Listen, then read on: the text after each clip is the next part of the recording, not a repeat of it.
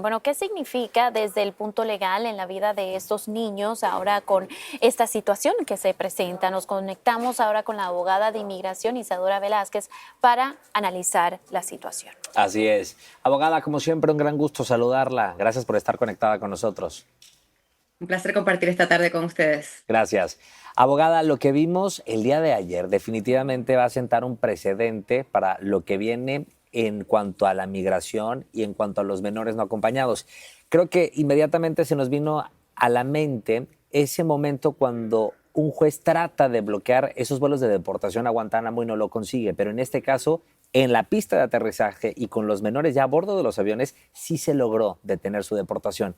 ¿Qué ocurrió ayer y qué va a referirse en cuanto a la migración esta decisión, abogada?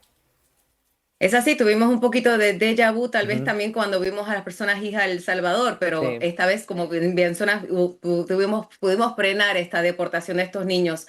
La gran diferencia es qué va a ocurrir ahora en estos 14 días. Y en estos 14 días vamos a tener audiencias para determinar si verdaderamente lo que la jueza escuchó estaba correcto o no. Como bien se mencionó en el reporte, hubo mucha contradicción acerca de si estos niños verdaderamente tenían audiencias pendientes o si ya había un acuerdo como se presentó, si verdaderamente estaban esperando para ser deportados. Y es esa la contradicción. Supuestamente hay un acuerdo con Guatemala, con el presidente. Por eso es que específicamente para Guatemala es que iban estos vuelos de más de 600 niños. Y el acuerdo con el presidente es lo que lleva a esta contradicción. Muchos de estos niños tienen casos pendientes en el debido proceso, mientras que otros ya supuestamente tienen un acuerdo o por lo menos padres esperando, porque hay que recordar que estos niños fueron técnicamente entrada a los Estados Unidos sin ser acompañados, sin tener a alguien que tenga la custodia de ellos. Y por el momento lo que hay que distinguir es los niños que tengan el caso pendiente y los que puedan ser sujetos a ser deportados porque su caso ha llegado a una conclusión o puedan tener personas esperándolos en su país de origen. Y abogada, hablando de los derechos civiles de estos jóvenes, ¿cómo deben de ser protegidos? Ya como mencionaste que ellos ingresaron a Estados Unidos no acompañados, muchos sin sus padres y ahora bajo custodia del gobierno. Y también, ¿qué peligro corren ellos si son regresados a sus países?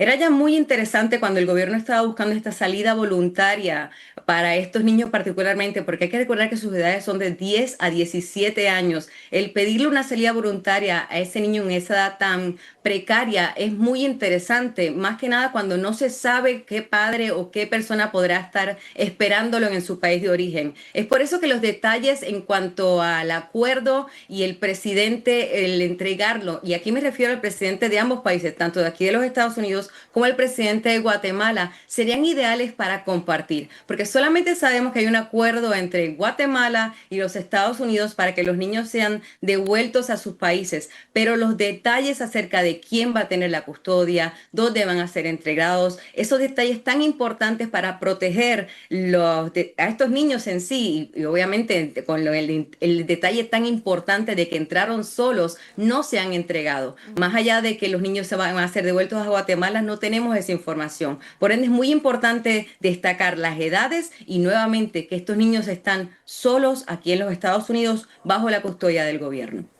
Abogada, en cuanto a estos menores, ¿qué nos puede contar al respecto y también cómo se puede entender la decisión de esta jueza? ¿Cuáles fueron los argumentos que tuvo en su poder en ese momento para poder tomar una decisión como tal que, sin lugar a dudas, va a tener una reacción contundente desde el Poder Ejecutivo?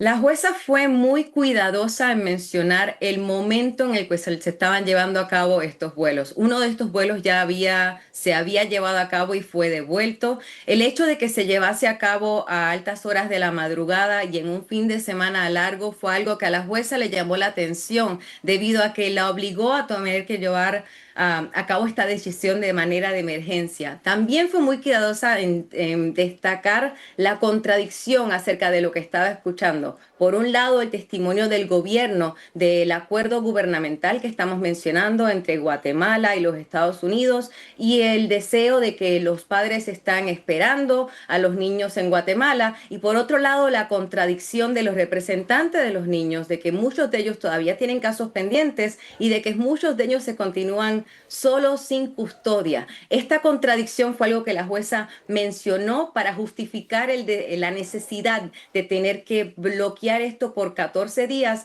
para poder corregir estas contradicciones, Sí. para poder detallar cuál es el acuerdo que está entre ambos países y para poder detallar cuáles son los niños que tienen los casos pendientes y cuáles son los Claro. niños que podrían estar protegidos bajo este acuerdo. Y ya para finalizar, abogada, también está la preocupación de que algunos de estos niños, que vamos a decir que tienen 17 años ahora, pueden cumplir 18 años en los próximos 14 días. ¿Qué pasarán con ellos? Porque por lo que tengo entendido, muchos están en centro de detención, pero podrían ser trasladados a un centro de detención de adultos. ¿Y qué pasaría con sus casos? Si nos puedes decir brevemente.